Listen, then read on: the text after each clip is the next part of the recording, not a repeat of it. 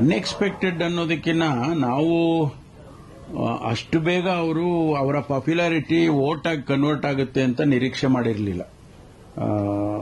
Popularity ಖಂಡಿತವಾಗಿ ಇದೆ, ಆದರೆ ವೋಟ್ ಆಗಿ ಕನ್ವರ್ಟ್ ಆಗುತ್ತಾ ಇಲ್ವಾ ಅನ್ನೋದ್ರ ಬಗ್ಗೆ ಅನೇಕ ವಿಶ್ಲೇಷಣೆ ಆಗಿತ್ತು. ಎಲ್ಲೂ ಕೂಡ ಅದು ಖಂಡಿತವಾಗಿಯೂ ಇಷ್ಟೊಂದು ಪರಿಣಾಮಕಾರಿಯಾಗಿ ಆಗುತ್ತೆ ಅನ್ನೋದನ್ನ ನಾವು ಯಾರೂ ಊಹೆ ಮಾಡಿರಲಿಲ್ಲ. ಜನ ತೀರ್ಮಾನ ಮಾಡಿದರು, ವಿಶೇಷವಾಗಿ ಯುವಕರು ಅವರಿಗೆ ಸಹಕಾರ ನೀಡಿದ್ದಾರೆ.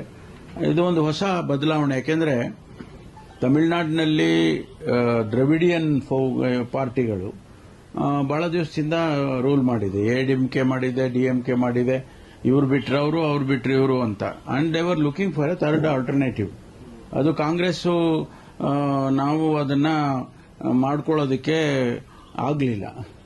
ಒಂದು ವೇಳೆ ನಾವು ಮಾಡ್ಕೊಂಡಿದ್ದಿದ್ರೆ ನಮಗೂ ಅದು ಅನುಕೂಲ ಆಗ್ತಾ ಇತ್ತೇನೋ ಗೊತ್ತಿಲ್ಲ. ಆದರೆ ನಾವು ಮಾಡೋಕ್ಕಾಗಲಿಲ್ಲ. ಅದಕ್ಕೆ ಒಂದು ಎಕ್ಸ್ಪೆಕ್ಟ್ ಮಾಡ್ತಾ ಇದ್ರು ಜನ, ಒಂದು ಥರ್ಡ್ ಆಲ್ಟರ್ನೇಟಿವ್ ಸಿಗಲಿ ಅಂತ.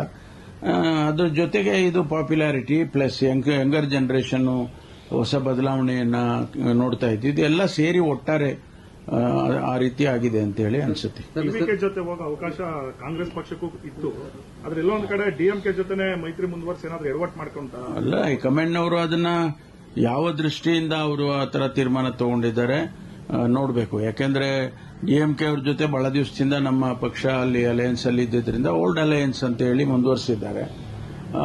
ಬದಲಾವಣೆ ಮಾಡಬೇಕು ಅಂತೇಳಿ ಏನಾದರೂ ತೀರ್ಮಾನ ಮಾಡಿದ್ರೆ ರಾಹುಲ್ ಗಾಂಧಿ ಅವರು ಮತ್ತೆ ಖರ್ಗೆ ಸಾಹೇಬರು, ಜನರಲ್ ಸೆಕ್ರೆಟರಿ ವೇಣುಗೋಪಾಲ್ ಅವರು, ಮೇಡಮ್ ಸೋನಿಯಾ ಗಾಂಧಿ ಅವರು, ಅವರೆಲ್ಲ ತೀರ್ಮಾನವನ್ನ ಮಾಡಬಹುದಾಗಿತ್ತು.